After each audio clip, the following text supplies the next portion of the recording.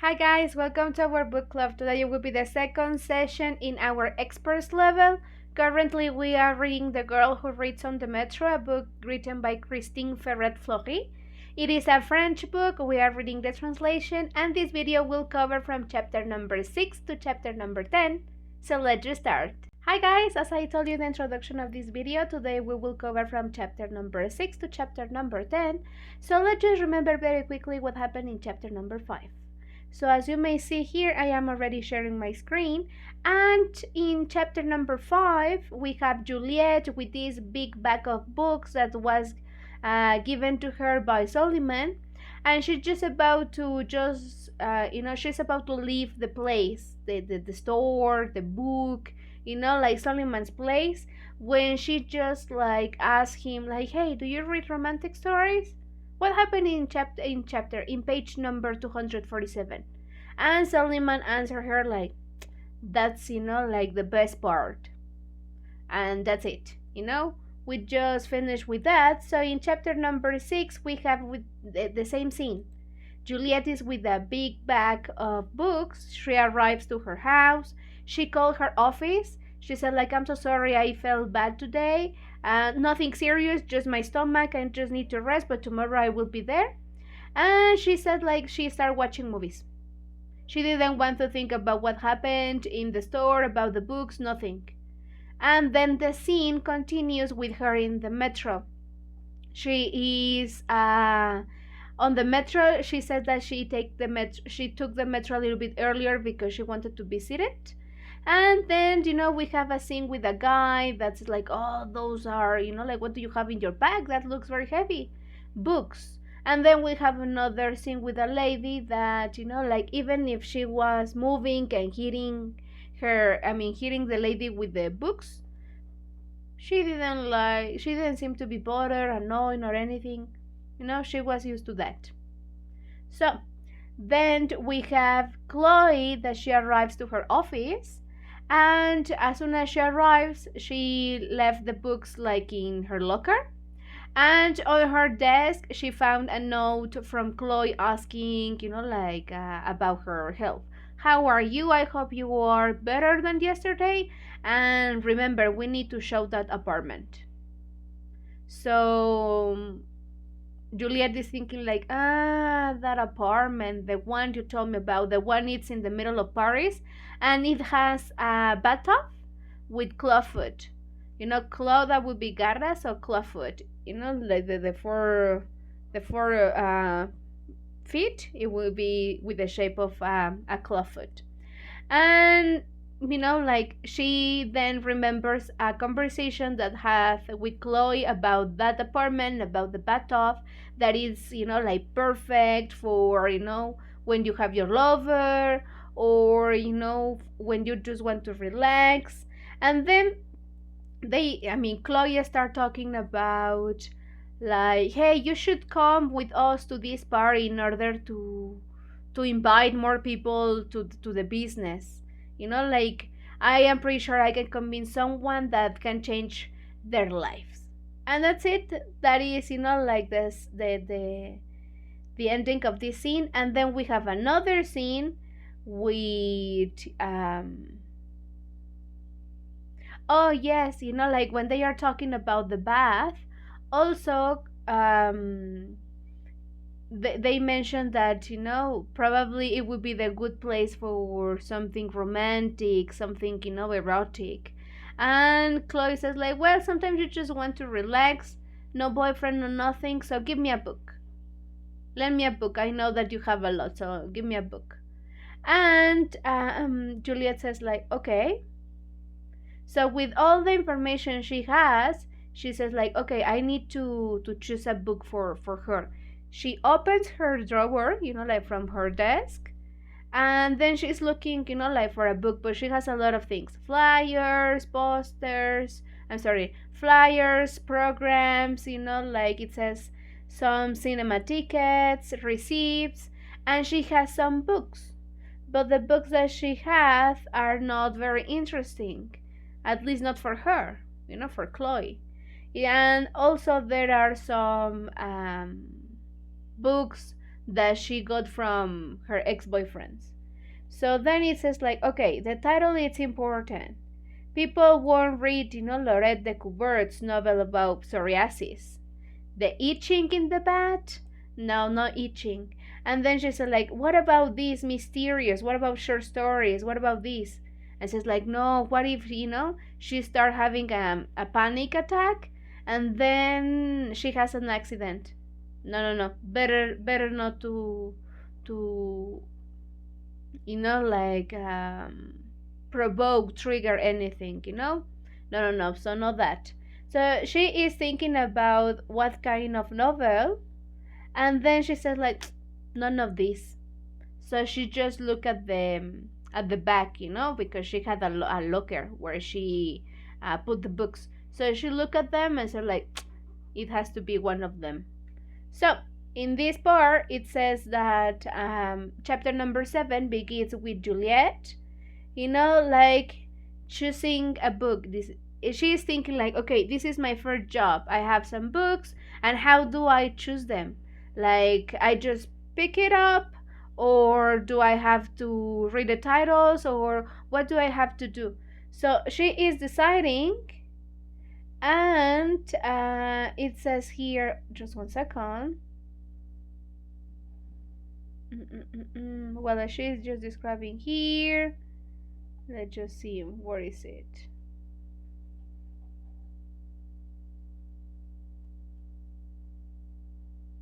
Well, all this part, like, is she deciding, like, oh, what kind of book, what this, what that? And yes, yes, yes. And finally, she said that when she was, like, trying to pick the book, she felt like something tickling. Like, oh, it is this. So she picked the book, and the book's name was Rebecca. That is, like a very funny coincidence because that's my name. And also, I don't remember, but this is also a movie. Well, it is a book, but it has a movie adaptation on Netflix. So probably you have watched it. It is like a mysterious, not mysterious story, but there's nothing like ghosts, like stories, horror. No, nothing like that. So, well, anyways. And then again, we have another scene, and this scene, it is, like Chloe commenting that they have an offer in an apartment, and then everything it's okay, and then that like, oh, you know what? The book you gave me, that was excellent. I remember, like my mom used to like the movie, and she is describing like a scene, because at the end it says, and she turned to him and said in a strange voice, well, I'm sorry, we'll be very happy here. We'll be happy here, you will see. Well, like it's talking about a scene of the book. And let me just, because it's a Japanese no, and probably you don't know what is that. So, it says that, as I commented to you, like Chloe is describing the book, that her mom used to like the movie. So this is a scene. And it says, Chloe mimed the girl's movements, and Juliette saw her eyelashes flutter, her face soften, become transformed, haunted by a sadness that was unlike her, that seems to have been plastered over her laughing features like a Japanese no or a carnival mask. So she is describing this, like she's talking about the book, and then she said that suddenly her face changed. So, like she was happy, and then suddenly, probably her eyes or something was sad, but still keeping, the smile. So the Japanese no, let me just, like show you a picture very quickly. So it is just this kind of mask that they have just one expression. So, well, it's a mask, you cannot see really the let me just show you this.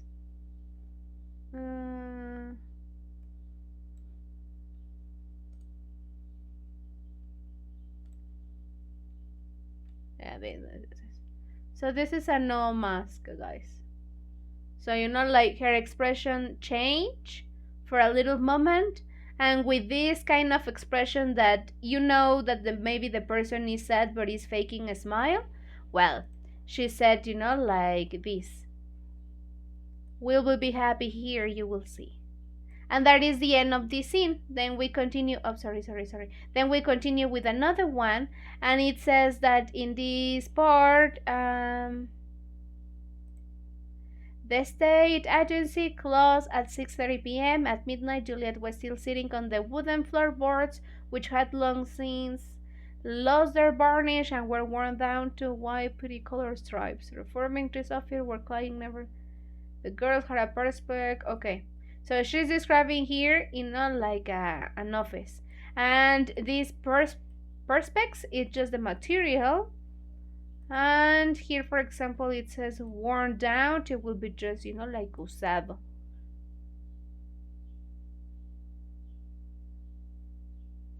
Well, there are a lot of names that I'm just guessing. But Bernard, I don't know if it is the name of her. Which says, when Monsieur Bernard had knocked a bottle of Fremen's dry cider in a narrow passage leading the window. Well, this is a scene. Just, like she arrived, she's sitting, and then someone arrived, open a bottle, and, it's describing that the floor is wooden, but it's already, like a little bit old. It is worn down, desgastado. And then it says here that well, it is the same scene. Okay. Well, she's in the office. She's in her office, like, or in the place she needs to be. And she's counting the books. And she has 17 books. And also, because she is like a little bit curious, she opens the books in, like in a random page. And she's reading the sentence. She's reading, like the words. That's why we have here a lot of, like different kind of contexts. So we have here, like this is the first one. This is talking about the Odysseus. Then we have, like another one that is talking about a person probably, like in the middle of mountains with some, it says buffaloes around, maybe outdoor camping, or like a cowboy, I really don't know. And then we have, look at the fire of logs. So we have all this until here. So they are talking about food. Then it says, it is discovered. What? Eternity. This is another book. Then we have another book. So all books are divided by the 3 dots. And, well, the scene, like finished just, like by Juliette asking herself, like, oh, those are so many books, so many things, so many words. But for whom? Because remember, she is having these questions, these doubts, like, I don't know if I'm good for the job. And this guy just gave me 17 books. So in the next thing, we have chapter number 8. Because Juliette is having this kind of doubts, she returns to Suleiman's house. And she is describing that when she arrives, she thought that there, like probably everything was a dream, but it is not a dream. And then she listened to some birds, just, like, it has a name, let me just 1 second. When they move their wings, flying, no, it isn't flying, floating. Well, anyways, she listened to some birds, and then she is walking, and she's trying, like to watch and this and that, when suddenly she listened to a voice like, hey, come on, like enter. And she is having some thoughts that she doesn't imagine Suleiman being a feather. But also everything is very weird, so she cannot think about, like he is, or he can work, like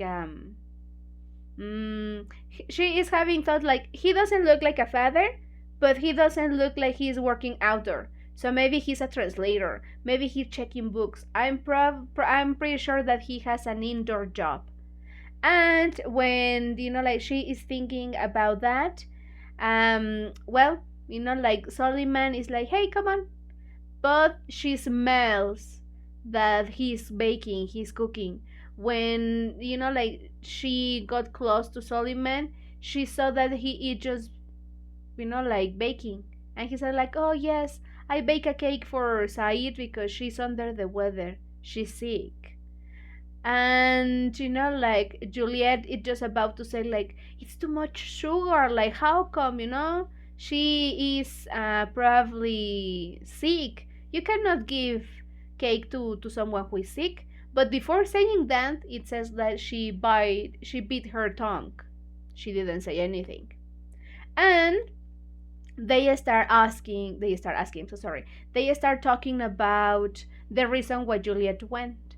So Juliet is like, come on, like this happened with my friend, with Chloe, but I am not really sure. And like this tickly sensation, and you have to pay attention, and I don't have time, and you need to follow people, and that would be like I'm a stalker, like I don't want this. And suddenly, I mean, the guy is listening to her, and suddenly the guy start crying. And Juliet is like, okay. And she said like, okay, I am looking for some, like a tissue on her back. She is, like giving Soliman a tissue. And then Said enters to the room and saw that Juliet and Soliman, they are like laughing, And it says that in this, is it already there? Oh, I think like that was next chapter. But well, as I told you, Juliet is commenting what happened with Chloe and all her doubts and everything. But at the same time, like all this with italic, those are her thoughts at the same time. So she's thinking like, come on, you can do this. If you say no, you're losing a chance. Like, come on, you're just watching TV, you are doing nothing in the afternoons, you can do something else. Like, come on.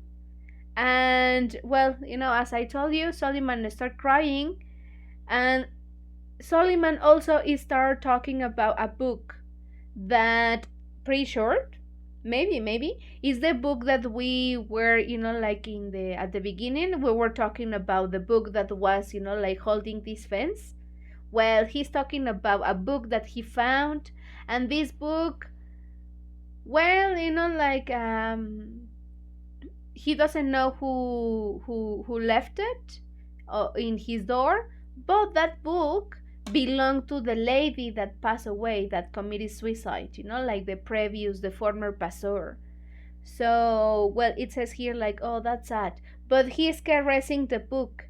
And Juliet also is thinking like, but the guy is not handsome, but he has something, something attractive, probably because he's caring about books. So, well, that is the thoughts. And then like we have again Juliet outside in the street, public transportation. So it says she's describing here, like she's in the metro. There are a lot of people, but not the people that usually it is with her. And also she is describing, like her cardboard cover kept slipping. Yeah,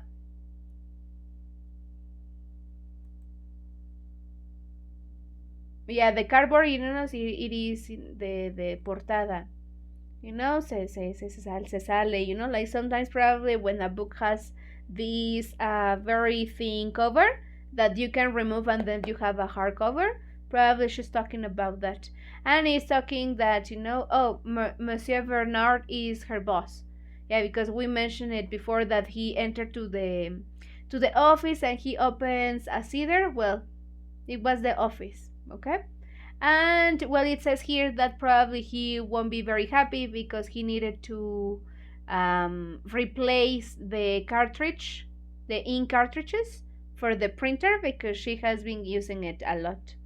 And well, it says here again that it is 7:30. It was barely 7:30, and she was early because she wanted to read, and she has a big book, a very very thick book. And it says that, well, like she has it, she has it on her lap, And well, she is also describing the people who is around her. So it's like, oh well, like that guy with the smartphone. It says no one was taking and let me just, no one. Oh, sorry. No one was taking any notice of her except the guy with the smartphone. He was leaning forward, his chin jutting out, his eyebrows raised in an exaggerated expression of amazement. Are you really going to read all that?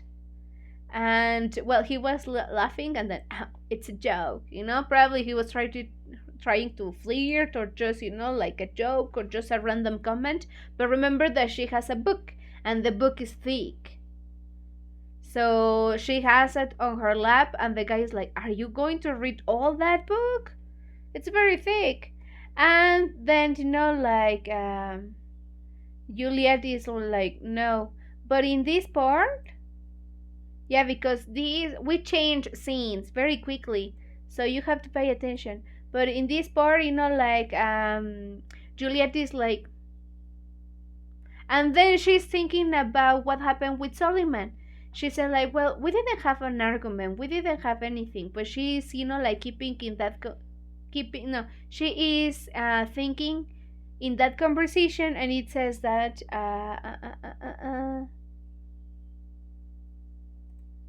it says, argument was perhaps a little strong. Can you talk about an argument when you are fumbling around in your bag under the hairbrush? The book began ages ago. The keys, those of the agency, those of the basement of our building, the mobile phone, a notebook full of scribble, a never-ending to-do list, looking for a slightly crumbled but clean tissue for a man sobbing uncontrollably? No, Juliet corrected herself. No, now you're reading the novel and you are overdoing it. Rewind. So, like she's like, why am I here? But at the end, it says, and Solomon, who had listened to her attentively, but without taking any notes, it says, another tear. Yeah, because the guy is crying.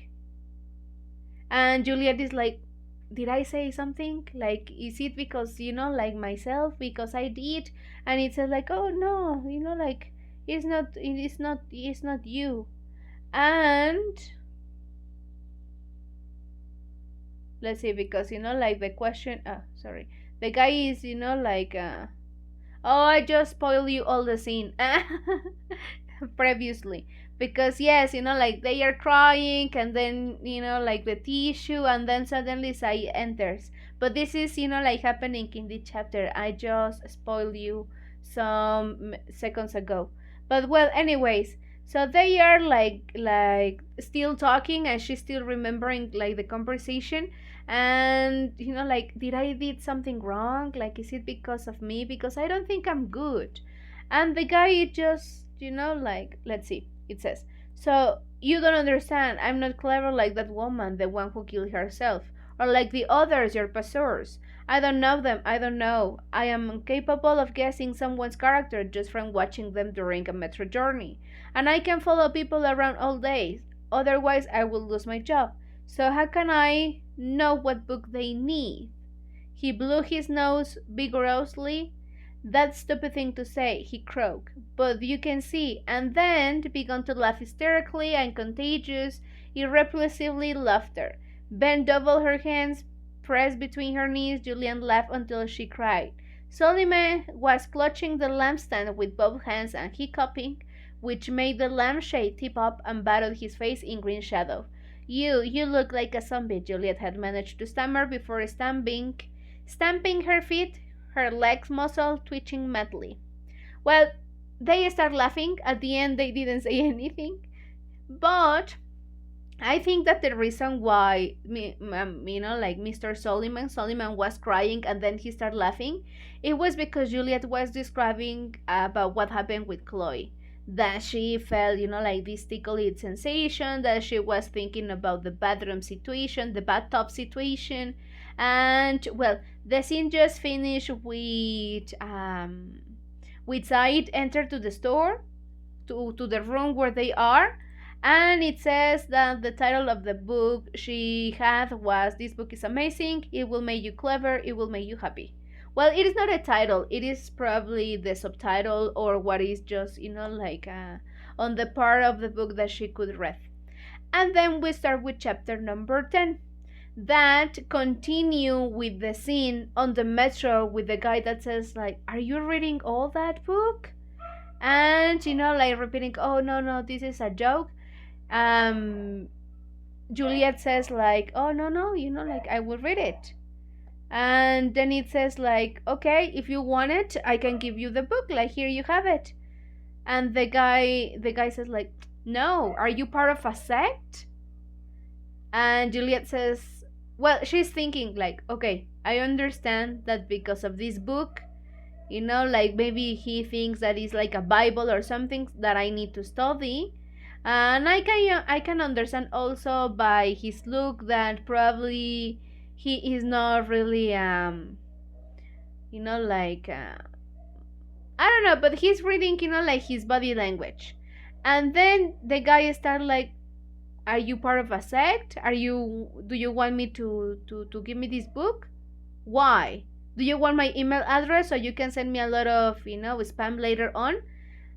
And Juliette says like, nothing like that, like here you have the book, do you want it? It's for free. And the guy says like, for free? So you really don't want anything from me? And Juliette says like, no, here you have it. So in the moment like Juliette handled the book to the guy, the metro's the doors open and she just like jump outside. So then she is telling us that in that moment she was a little bit upset because she's like, oh, how come like the guy was asking me too many questions. But then she turned her head and saw him, that he was just there, no words, probably like thinking, this is unbelievable, like she gave me this very thick book just for nothing. And well, that is the end of the chapter number 10. So next one is chapter number 11. So as you may see, guys, that is it for this time. We have a lot of vocabulary, we have some expressions. There is a part when she is talking about caught red-handed, atrapada con las manos en la masa, For example, when the guy is talking about the big bag, when it says like, oh, your bag is so big, it just like rock as a hard as a rock. So that is big, that is like heavy. And well, there are a couple of other expressions that you have on your vocabulary list, but for the moment, so far, that Juliette is having these doubts about the job. He went to the store, but still we don't have anything clear. And that she already gave her first book to Chloe. That was like a mysterious story. She loved it. And then we have that the second book that Juliette gave away was a very thick book. We don't know the title yet, but it was to a random guy on the metro. So let's see what happened in the next chapters. And for the moment, that will be everything for it. So see you next Thursday and continue having an excellent reading. Bye!